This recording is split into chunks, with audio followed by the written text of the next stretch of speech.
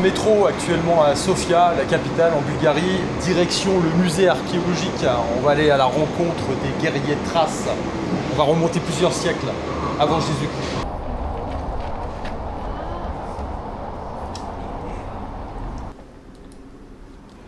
Le musée archéologique de Sofia se trouve en plein centre-ville, face au palais présidentiel de la capitale bulgare. Alors il s'agit d'une ancienne grande mosquée ottomane qui depuis a perdu son minaret et qui date de la deuxième moitié du XVe siècle. Elle a été construite de 1454 à 1494 sous un certain Mahmoud Pacha et il s'agit du plus ancien édifice de Sofia.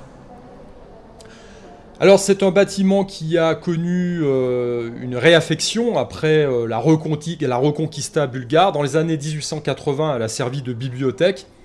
C'était a priori pas le meilleur endroit pour stocker les ouvrages. Il y avait des problèmes d'humidité, il me semble.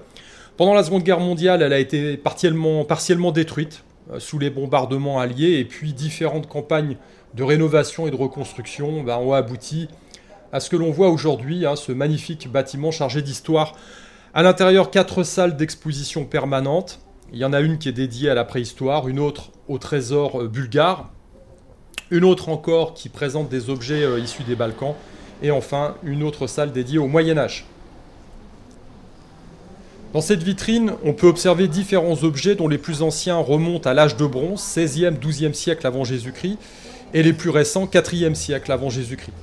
Ici, vous avez des jambières en bronze et une cuirasse de bronze qui datent justement du 4e siècle avant Jésus-Christ, qui sont plus récents, comme ces casques, comme le casque phrygien et le casque du centre là. Vous avez également, alors ces objets-là, ce sont des épées, des rapières, pointes de lance également, qui pour le coup sont les plus anciens, datent du 16e ou 12e siècle avant Jésus-Christ.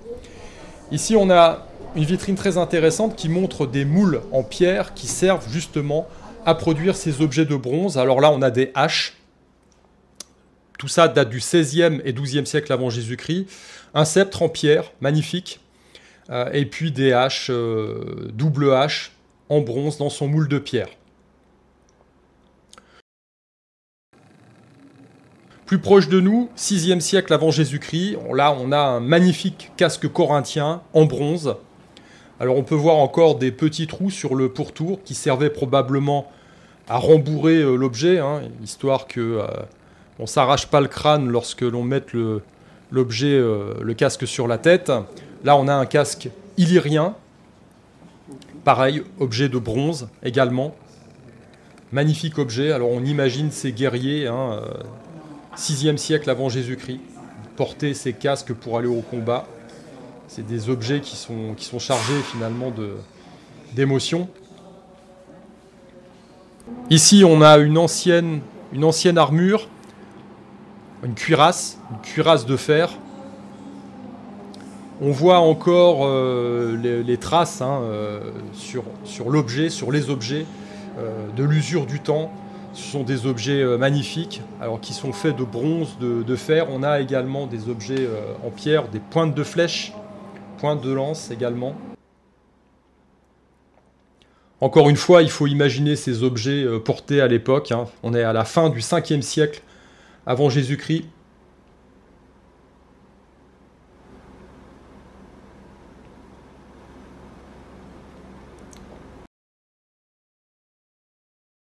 Ici, on a une magnifique statue de bronze. Alors, c'est la tête du roi Sétès III, un roi thrace du 4e siècle avant Jésus-Christ qui a été retrouvé dans le centre de la Bulgarie, à Kazanlak. Alors c'est une statue de bronze, d'albâtre et de pâte de verre pour les yeux. Je vous laisse admirer la qualité et la finesse du travail.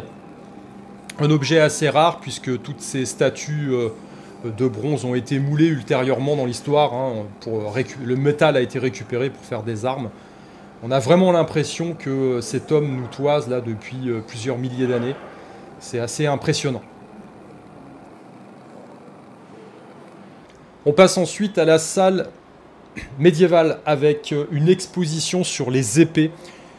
Une salle magnifique, des objets magnifiques. Alors avant le 6e et 7e siècle de notre ère, cette fois-ci, on a une période turbulente. C'est une période de transition entre l'Antiquité et le Moyen-Âge.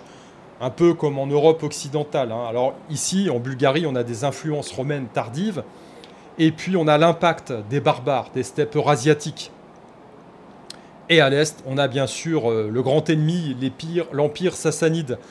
Alors, c'est une époque où on observe des spatas, donc des épées droites, à large lame, à double tranchant, et puis également des épées qui sont plus fines, qui sont destinées à la cavalerie, avec des tranchants simples ou doubles, et qui donneront plus tard le sabre.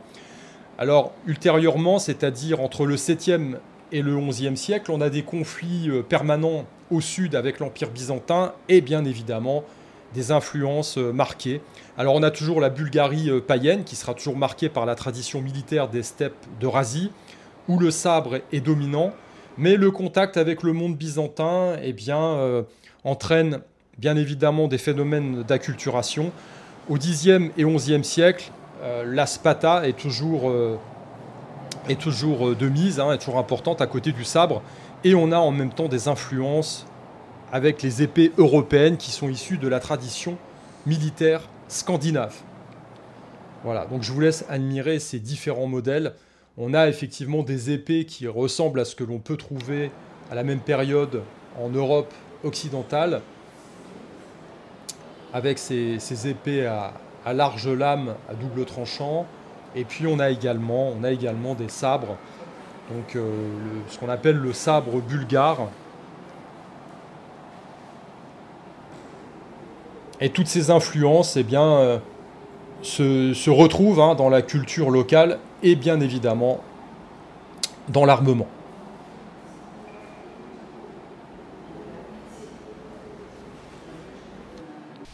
Voilà, j'espère que ça vous a plu. Allez, je continue ma balade.